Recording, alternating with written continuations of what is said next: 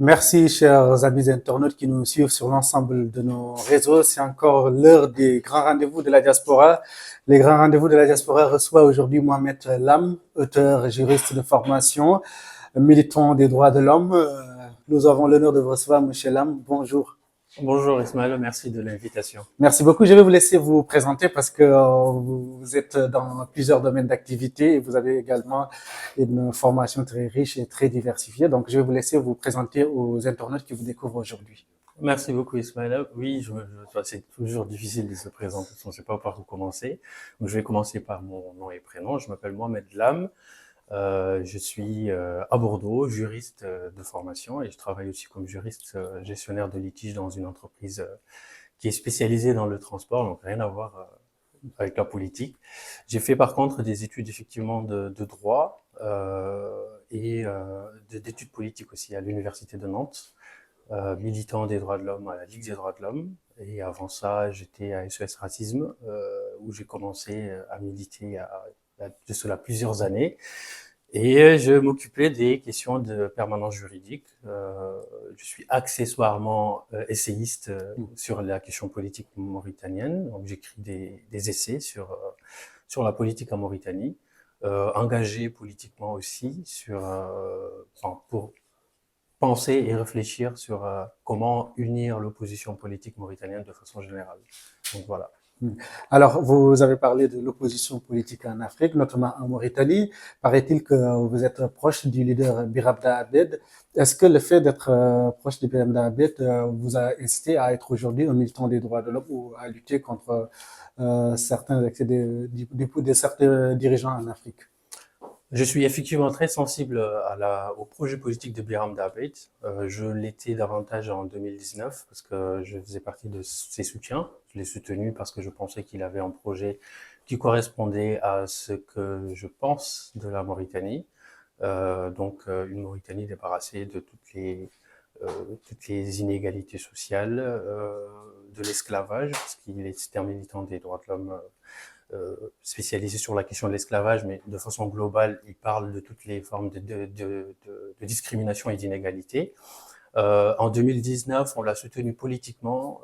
Je fais partie même de ses soutiens dans les bureaux de vote, parce que j'étais effectivement un de ses représentants en bureau de vote à Paris. Jusqu'à présent, effectivement, je suis très sensible à sa cause. Non, je me suis pas intéressé à la question des droits de l'homme avec Biram Dabet parce qu'en 2012 déjà, je travaillais sur un mémoire de maîtrise qui portait sur l'harmonisation du droit mauritanien avec les conventions internationales des droits de l'homme. Donc, je travaillais là-dessus bien avant de le soutenir en 2019. En 2012-2019, ça fait plusieurs années avant. Et depuis, j'ai eu une sorte de sensibilité par rapport à toutes les questions qui sont liées aux droits humains de façon générale. Mon directeur de mémoire, d'ailleurs, à cette époque, c'était le docteur Haïmoud Ramdan, qui a été récemment ministre de la Justice en Mauritanie. Donc, je m'intéresse effectivement à ces questions. Jusqu'à présent, je suis membre de la Ligue des droits de l'homme à Bordeaux et je m'occupe de tout ce qui est permanence juridique, discrimination. Donc, voilà. Est-ce qu'il y a spécifiquement un fait qui vous a poussé à être militant, quelque chose que vous avez voulu changer dans la société? Oui, alors peut-être l'histoire de ma famille aussi, parce que j'ai eu un grand-oncle qui, dans les années 80, faisait partie d'un groupe de militaires qui ont tenté un coup d'État en Mauritanie, le 16 mars 1981. Quand j'étais petit, on m'a raconté beaucoup son histoire comme un héros. Plus je grandis, plus je fais des recherches sur l'histoire politique de la Mauritanie, plus je me rends compte qu'il y avait beaucoup, que cette période de l'histoire était très enrichissante. Donc j'ai creusé le pourquoi de ce coup d'État et aussi le pourquoi de leur engagement, parce qu'ils savaient que c'était un coup d'État où il fallait réussir et changer de système politique, ou alors échouer et mourir parce qu'il y avait à cette époque il y avait à cette époque la loi, la charia qui était appliquée en Mauritanie. Donc ils ont échoué le coup d'État, ils ont été exécutés. Donc ça a déclenché peut-être en moi très très tôt ce sentiment de vouloir m'engager euh, politiquement ou même socialement sur la question des droits de l'homme. Après, effectivement, plus je grandis, plus je me rends compte que je suis totalement contre les coups d'État. Donc, si j'étais encore né à cette époque-là, j'allais lui conseiller de ne pas le faire. Mais effectivement, ça a dû créer en moi quelque chose qui m'a poussé à m'engager politiquement et socialement sur la question des droits de l'homme. Alors, on constate aussi dans vos activités que vous vous opposez à certains faits de société tels que le féodalisme, les inégalités sociales, le racisme, qui sont encore des faits qui sont ancrés dans la société africaine et surtout la société mauritanienne. Est-ce qu'il est aujourd'hui facile de vous opposer à ces faits-là en tant que militant? Oui, alors ça, c'est des questions, dans le cadre mauritanien, c'est une question qui est encore extrêmement prégnante, qui préoccupe la plupart des militants des droits humains, donc qui sont anti-esclavagistes, notamment, enfin, c'est un phénomène qui existe dans toutes les communautés mauritaniennes, mais qui est très manifeste dans les communautés comme les communautés soninké, les communautés Poulard en Mauritanie. Quand on parle de la communauté, par exemple, Maure en Mauritanie, voilà, c'est une autre forme c'est de l'esclavage, mais on ne peut pas considérer comme de la féodalité. Mais la féodalité est beaucoup plus prégnante au niveau des communautés noires mauritaniennes. Donc je suis effectivement totalement opposé à ces pratiques, les systèmes de caste, les hiérarchies entre les différentes communautés nationales, très sensible, et je soutiens effectivement toutes les associations, toutes les organisations qui luttent contre ces tares sociales. Est-ce que le fait de s'opposer à ces vices de nos sociétés fait de vous aujourd'hui une cible de par ceux qui sont dans ce côté? Pas forcément. Après, quand on prend une parole publique, on est toujours attaqué. Quand il se passe, par exemple, des faits ou des faits divers qui peuvent, ou quand il y a, par exemple, dans le fin fond de la Mauritanie ou même au niveau du Mali, au niveau de Caille, où il y a encore beaucoup cette pratique qui existe, et qu'il y a les personnes castées qui demandent à arrêter ce type de fonctionnement de la société, qui veulent être plus libres de leur mouvement, de leur façon de penser, etc. Il peut y avoir des fois des violences qui sont inouïes, qui sont perpétrées à leur encontre. Donc, en général, on prend la parole, on écrit un article ou un texte, on fait une vidéo pour les dénoncer, et on n'est jamais à l'abri de certaines critiques de la part de ceux qui justement veulent garder ce statu quo, cette façon de fonctionner de la société. Vous écrivez, vous l'avez dit vous-même, vous êtes auteur. Est-ce que vos écrits sont le prolongement de votre action de militant des droits de l'homme?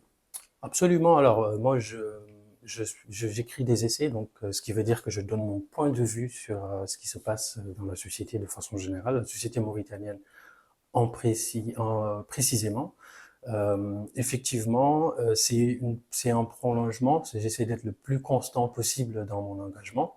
Donc le premier essai que j'ai écrit, je l'ai appelé L'oubli volontaire. Et L'oubli volontaire, c'est un livre qui traite de plusieurs notions, donc de l'inégalité, l'égalité les questions d'inégalité sociale, de vivre ensemble, d'identité mauritanienne, la question de la République dans la société mauritanienne.